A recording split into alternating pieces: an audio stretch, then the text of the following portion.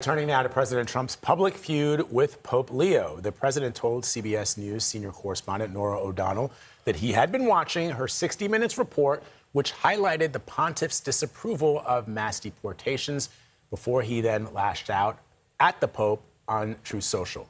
And that's not all the president had to say. I asked President Trump whether he thinks Pope Leo, the first U.S.-born pope, will come to America during his presidency. And President Trump told me, I have no idea. That's up to him.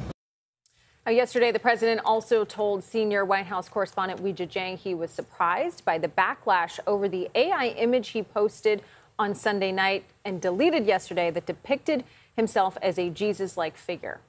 Mr. President, did you post that picture of yourself depicted as Jesus Christ? Well, it wasn't depicted. It was me. I did post it, and I thought it was me as a doctor and had to do with the Red Cross.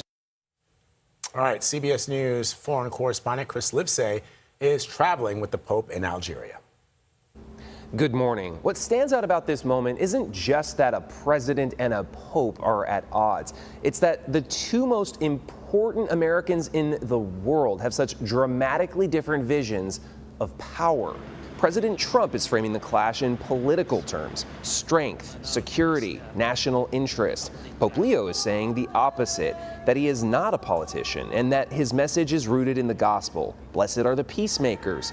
There have been tensions before. In the 1990s, Pope John Paul II disagreed with different presidents over abortion and the use of force in Iraq. Serious but measured disputes.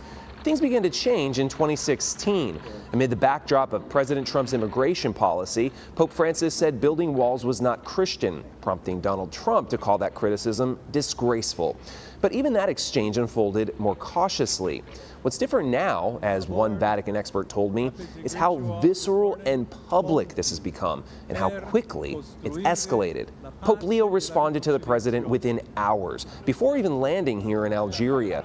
That immediate timing suggests Pope Leo sees this not as a distraction, but as central to his message. One powerful American doubling down on peace, while the other powerful American fights a war. Back to you. All right, Chris Livesay reporting from Algeria. Thank you. CBS News White House reporter Olivia Rinaldi joins us now from our D.C. bureau.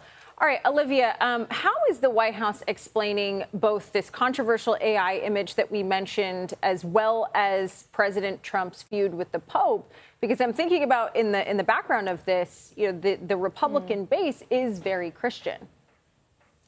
Yeah, it's a good question, especially to the base. But President Trump really doubled down on his feud with the Pope. He said that the Pope is wrong, that he should not be wading into U.S. politics, while at the same time admitting that he was the one who posted that photo of him, that doctored, controversial artificial intelligence laden image of him as what he thought was a doctor. That is what he told our Weijia Jiang, although many people said, looks awfully like Jesus and Christ-like in that photo. But notable, but the president said he took that down. Vice President Vance yesterday was on Fox News where he said it was a joke that some people misunderstood. That's why the president took it down.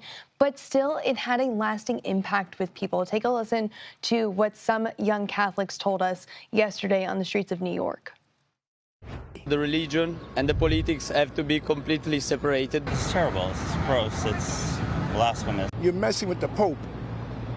Can't do that. Totally atrocious. Now, to the question about erosion with the Christian base, it's less about that and more of the fact that this is a distraction for voters who are focused on the economy. White House officials have been trying to hammer home talking about the economy, especially this week, because this is tax week. And the president had a lot of tax initiatives that got passed in major legislation last summer. And Americans are feeling the impact of that, feeling those refunds, tax refunds. But the messaging is off. Even yesterday, we saw video of a DoorDash driver going to the Oval Office in a political stunt. The reason why they did that was because they wanted to talk about President Trump's no tax on tips policy. But it was completely overshadowed by this issue with the Pope, the photo that he posted. And that's really what the conversation was yesterday, and less about his tax policy. White House officials that I talked to tell me they want to refocus the messaging, but the president continues to keep posting. All right, so Olivia, let me ask you, in addition to this feud with the Pope, we know that this all began, or it escalated, over the war in Iran. Where do things stand? The president keeps insisting that the Iranians want to make a deal, and I know that there are things that are perhaps happening behind the scenes, but so far, there isn't a deal. No, there is no deal. And right now we do have this blockade in place in the Strait of Hormuz, which is still a very dynamic situation right now. And the U.S. is also sending more assets into the region. So that kind of gives you a sense of what the U.S. is planning, at least long term for the next couple of weeks, sending more assets to the region. But we are told that there are potentially some talks that could happen soon. We yesterday could report that there were some diplomatic back channels where the U.S. and Iran were talking through, and perhaps that's a positive sign, but no breakthrough development as of yet. All right, Olivia, appreciate it.